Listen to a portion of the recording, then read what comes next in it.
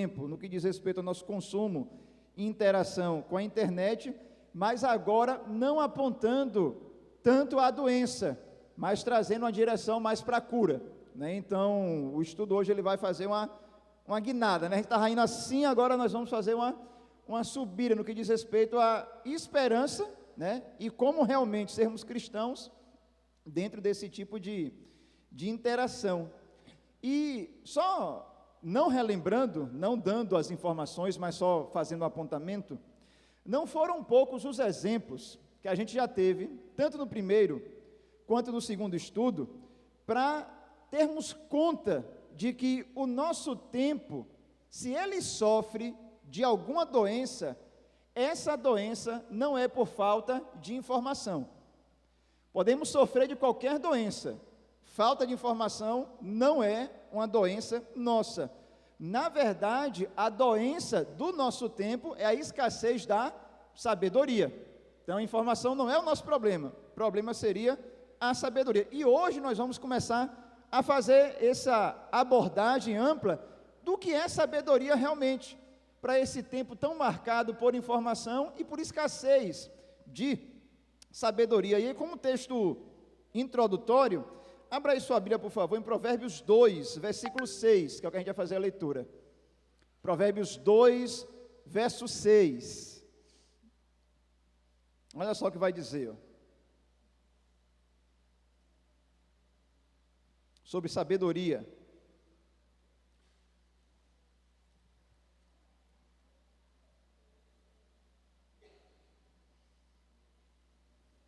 Diz assim a palavra: pois o Senhor é quem dá a sabedoria, de sua boca procedem o conhecimento e o discernimento.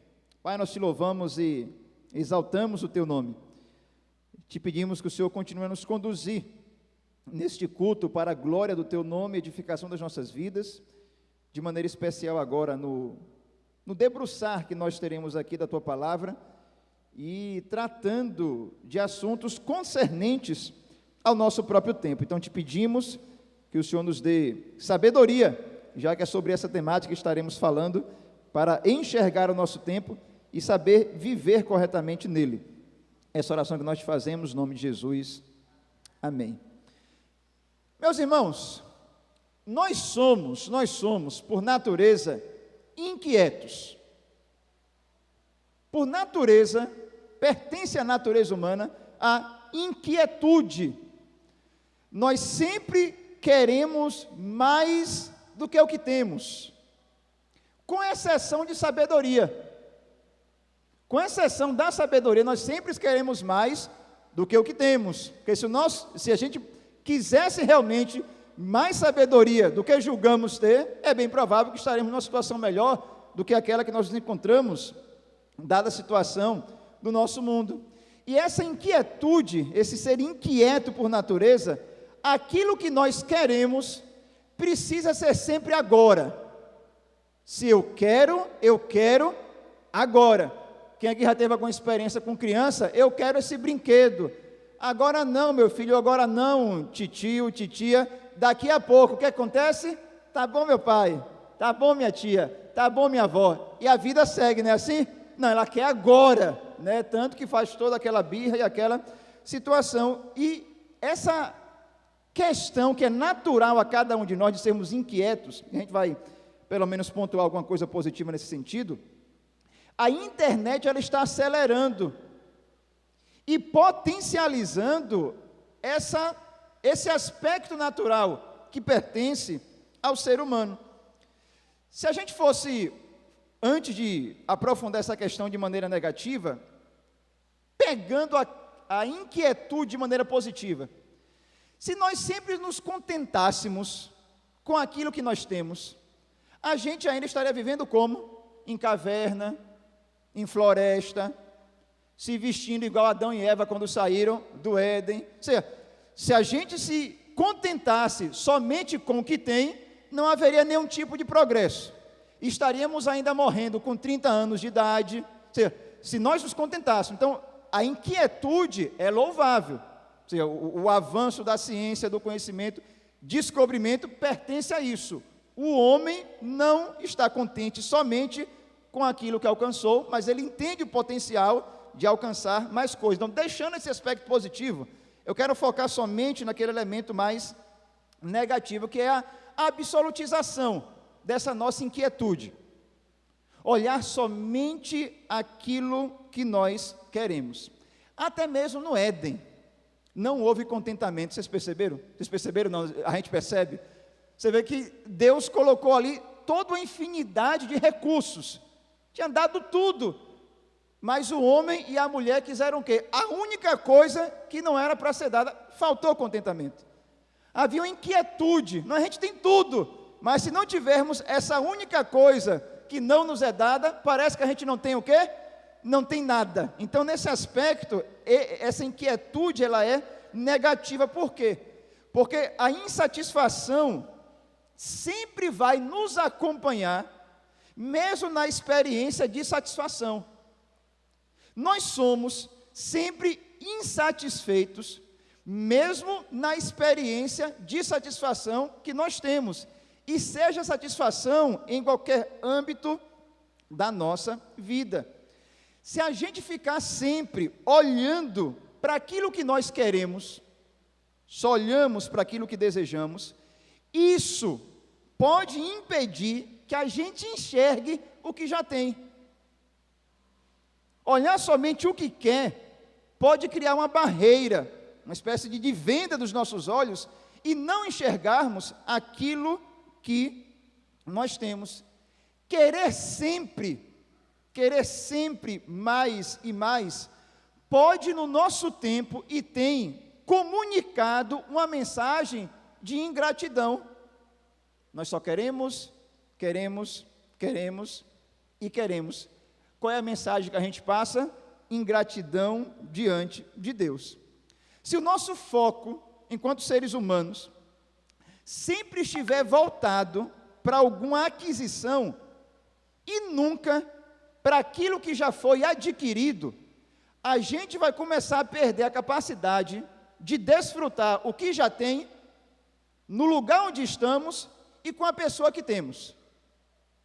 É toda essa problemática que a gente cria. Olhar somente para o que quer e esquecer o que tem, é perda de capacidade de desfrutar o lugar onde se encontra, com o que tem e com a pessoa que está. Trocando em miúdos, a gente sempre vai ficar resmungando das coisas. E se tem algo que a internet tem potencializado, é a nossa capacidade o quê? De resmungar. Porque sempre ela vai mostrar lugares onde é bem provável a gente nunca vai conseguir ir. Férias em locais que com certeza a maioria de nós não iremos.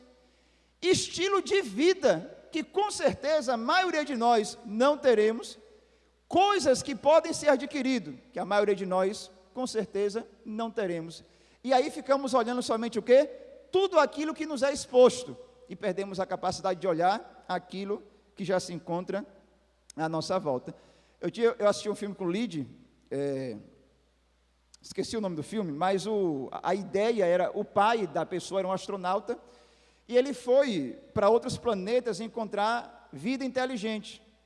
E ele deixou o filho pequeno, e o filho pequeno cresce com essa falta, e ele agora empreende uma viagem para tentar encontrar o seu pai.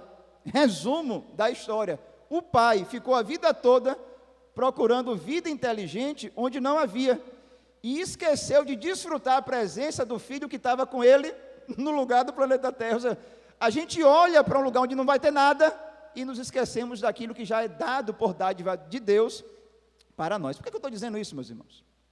Porque já que a internet potencializa isso, eu quero fazer referência a um livro que é Cartas de um Diabo a Seu Aprendiz, que é de um apologista do século XX chamado C.S. Lewis. E a história do livro é assim: você tem um demônio experiente e um demônio aprendiz. O demônio experiente, ele se chama Fitafuso, e o aprendiz, botei o nome aqui, é Vermebile.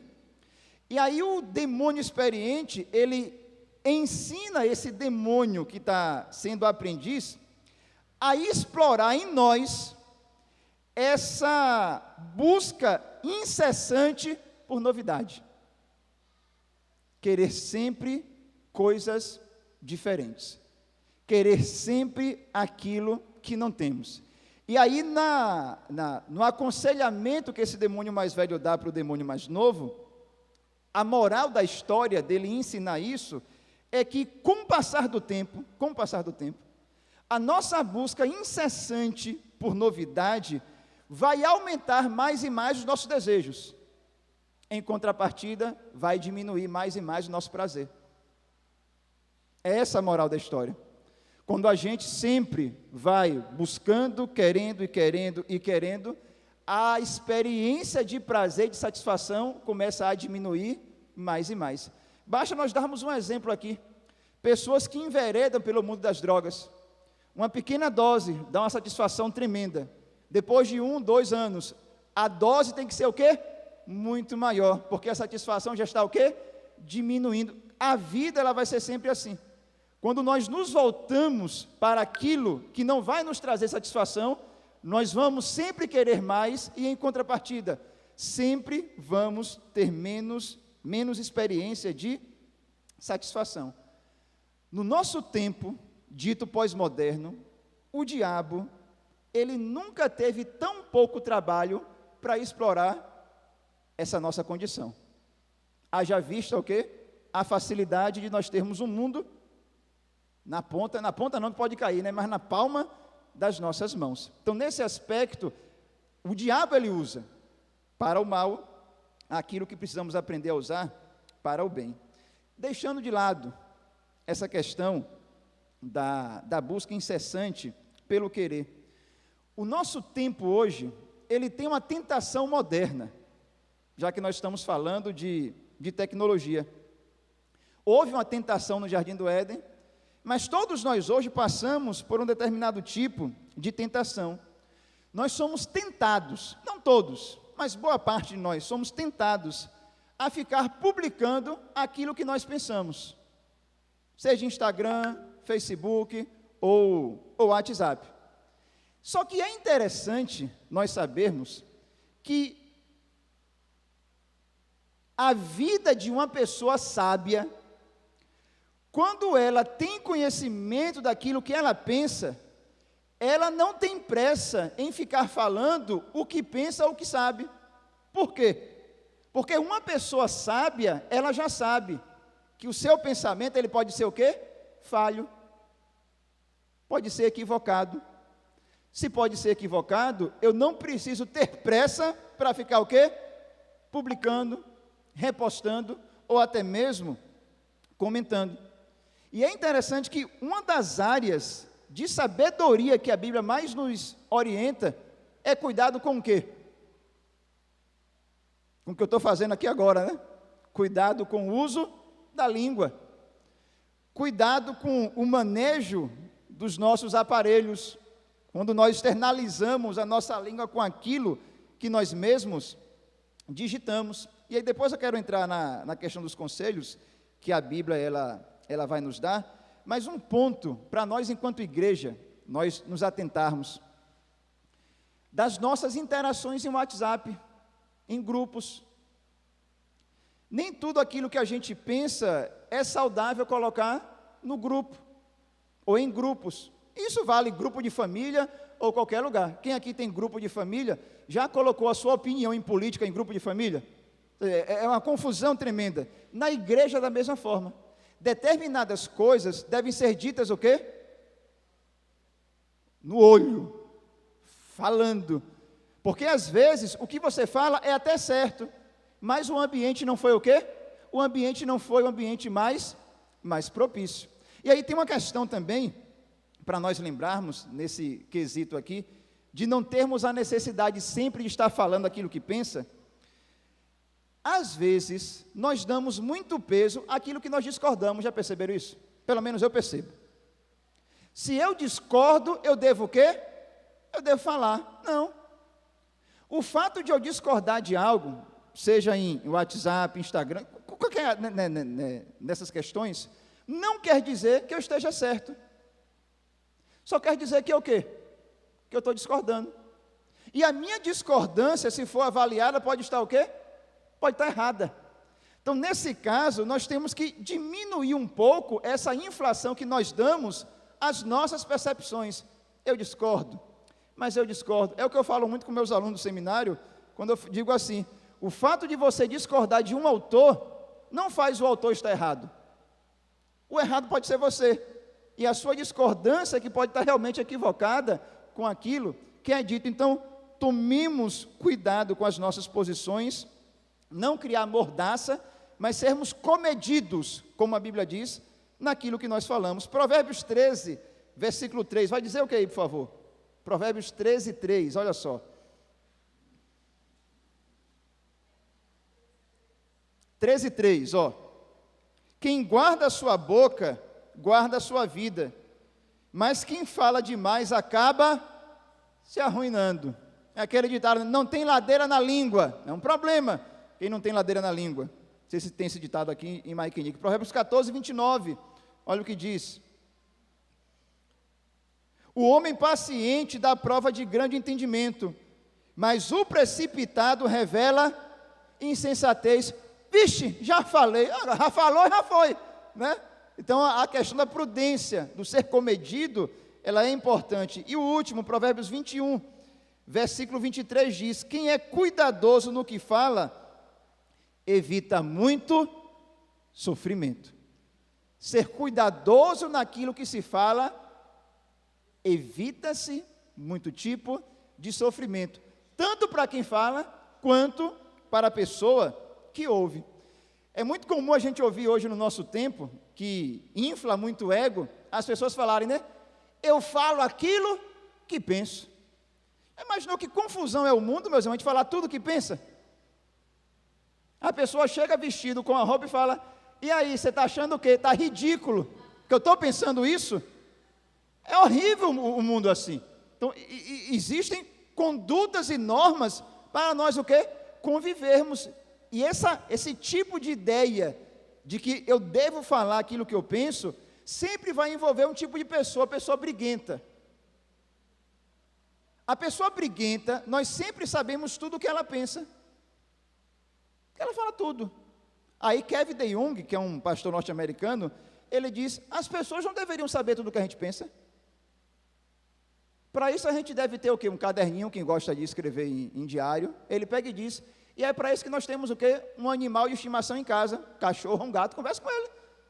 Porque às vezes certas coisas, nem todo mundo precisa ficar sabendo aquilo que nós pensamos. Então, nesse aspecto, a sabedoria bíblica, ela vale muito no nosso tempo. O que é sabedoria? Já que a gente está falando disso, nesse nosso contexto de interação de redes sociais. Já é certo para nós aqui, já é certo, que sabedoria não tem nada a ver com acúmulo de informação. Não tem nada a ver. Sabedoria não tem nada a ver com acúmulo de técnica. Por exemplo, se a gente pega uma criança de 3 anos, ela vai saber usar um celular muito mais que um idoso. Dos dois, quem pode ter sabedoria ali? Idoso. O fato de dominar-se algo não quer dizer necessariamente que aquele domínio implique algum tipo de sabedoria. Só quer dizer simplesmente domínio de alguma área ou de algum conhecimento. Sabedoria, meus irmãos, não tem nem a ver com educação. Tem nem a ver. Educação ajuda, sim. Mas sabedoria necessariamente não está atrelada à educação. Nós temos pessoas que foram bem formadas, mas que são o quê? Pessoas não sábias. Não há sabedoria na vida dela, mesmo com uma boa formação escolar, de universidade, e por aí vai. Em contrapartida, você vai encontrar pessoas que não tiveram uma instrução formal e são o quê? Poxa, fulano de tal é sábio, sabe dar conselho, sabe realmente enxergar coisas na vida que eu não consigo enxergar. Então, nesse aspecto, sabedoria não está nem atrelado ao acúmulo de informação, nem tampouco a algum tipo de formação formal, ou de educação formal. Sabedoria, quem quiser anotar aqui, tem a ver com saber fazer com aquilo que se sabe. O que é que eu sei fazer com aquilo que eu sei? Isso vai dizer se eu sou uma pessoa sábia ou não. Mas se eu tenho algo aqui e eu não sei fazer nada com isso que eu tenho aqui, eu tenho informação. Está faltando necessariamente sabedoria. Logo, sabedoria é saber o que fazer com aquilo que se sabe. Trocando em miúdos, aquilo que eu sei, como aplicar na minha vida. No meu dia a dia, na minha vida, aquilo que a gente aprende na escola bíblica, no culto à noite ou na quarta, como aplicar isso quando nós saímos daqui, para que não fique somente no nosso próprio intelecto. Sabe o que é que sabedoria vai nos ajudar a ter? E a gente está entrando aqui com a importância dela e não tanto com o aprofundamento do que ela é. Na verdade, sabedoria vai nos dar a capacidade de saber diferenciar aquilo que é certo daquilo que é errado, aquilo que é verdadeiro daquilo que é falso. O nosso tempo ele é marcado muito pelo quê? Fake news.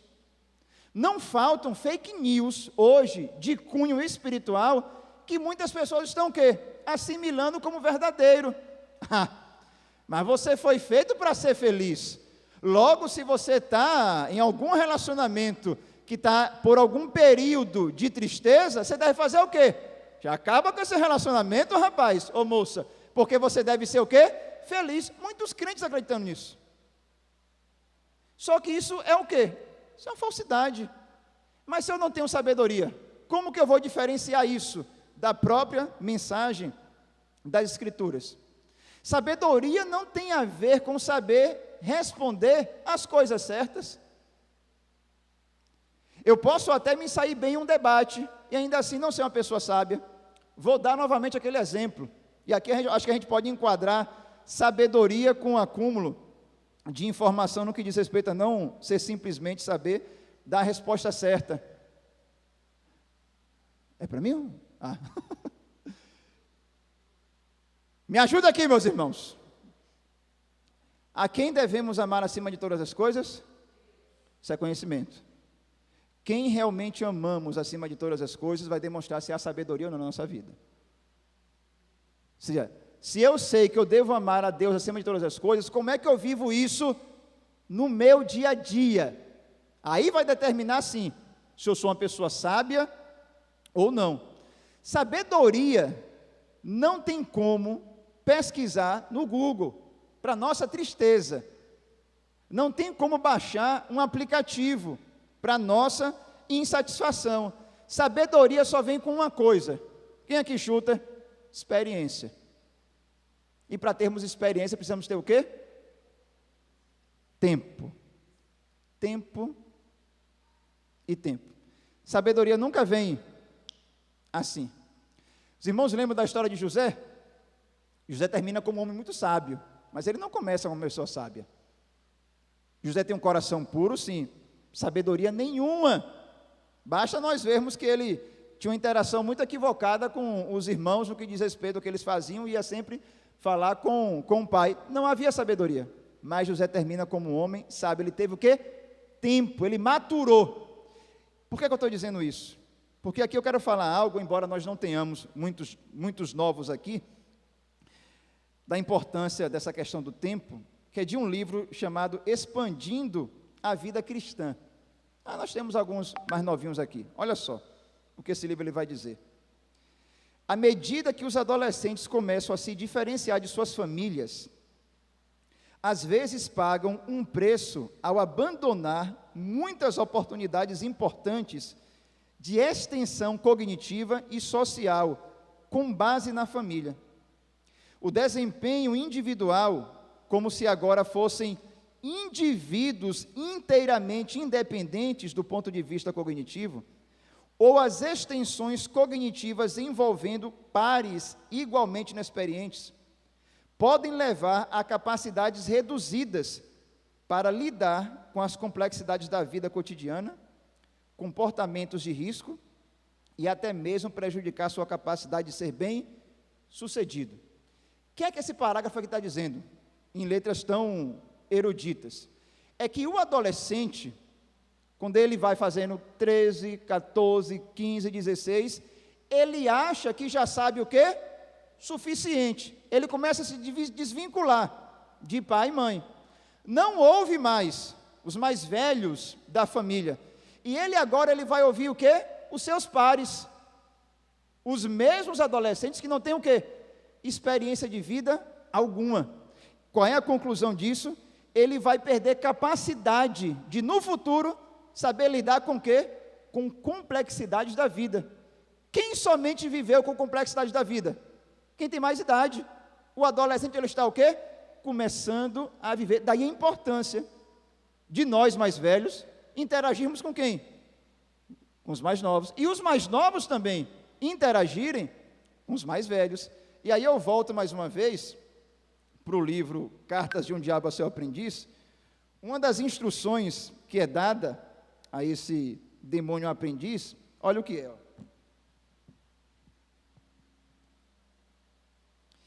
E já que não conseguimos enganar toda a raça humana o tempo todo, é de grande importância para nós separar cada geração de todas as outras.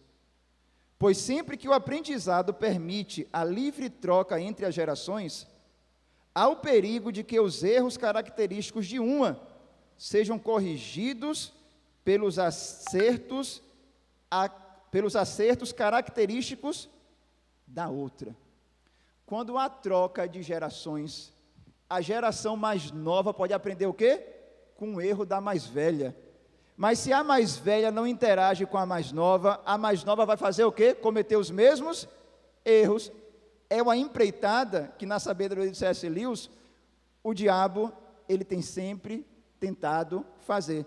Separar gerações, em casa, na família e em qualquer ambiente. Nesse ponto, veja como eu falei, a gente estaria saindo da temática, mas sempre com aquele ponto de partida que é o uso da própria internet. Para concluir, a sabedoria para isso tudo vem de onde? Tiago 3:17, ela vem do alto. Não é algo que eu construo, ela vem do próprio Deus, é dada por Deus. Tiago 1:5 vai dizer o quê? Quem tem falta de sabedoria? Peça a Deus. Quem aqui tem coragem para falar, não, Senhor, não tenho falta não, de tudo que eu vou lhe pedir, só não vou lhe pedir isso, não. Nós temos falta de sabedoria. E Tiago diz, peça a Deus, que Ele dá o quê? Ele dá regrado, Ele dá e passa na cara, né? Ele dá a prestação, não, Ele dá de maneira abundante, porque Ele é aquele que é a própria sabedoria. Sabedoria tem muito a ver, meus irmãos, com saber escolher as melhores coisas dentre as diversas opções, as melhores decisões dentre as diversas opções ou decisões que eu poderia tomar. Quem além de Deus pode me ajudar em um mundo tão confuso? Ninguém mais. Então eu devo recorrer a Deus. E aí, só para concluir, a gente pode ser sábio com Deus, mas nunca sem Ele. Nunca haverá sabedoria à parte de Deus. Adão e Eva aprenderam isso da pior forma possível. Eles desejaram ser sábios sem Deus. O nosso tempo parece que ainda não aprendeu. Sabedoria sempre virá por meio de uma vida de submissão e obediência a Deus. E uma das fontes de sabedoria que o nosso Deus nos dá, sabe qual que é? Estou falando uma das. A palavra dele. É o que a gente vai tratar no próximo estudo, se Deus assim nos permitir. Amém, meus irmãos?